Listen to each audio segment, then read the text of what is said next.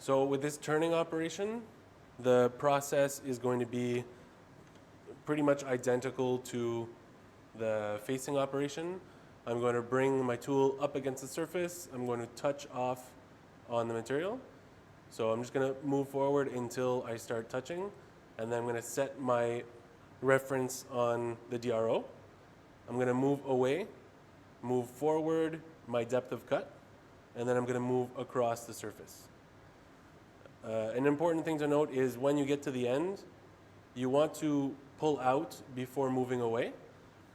If I were to move in, reduce the diameter, and then simply come back on my own tracks without pulling back, I'll end up scratching the whole surface as I come back, because it's still on the exact same dimension, and it's going to end up rubbing across the surface. So whenever you're machining, you always want to avoid any type of rubbing or friction, because it's going to cause a lot of heat and it's going to start damaging tools and likely wreck the surface finish on your workpiece.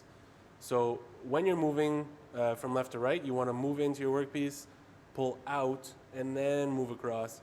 That way you're not rubbing against the surface as you're coming back. And that'll be more evident as you do some machining yourself.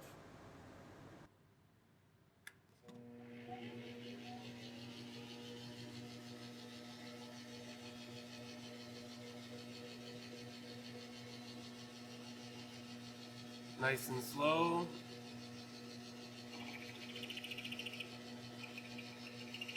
Move across the face, set my 0, depth of cut, and then move across.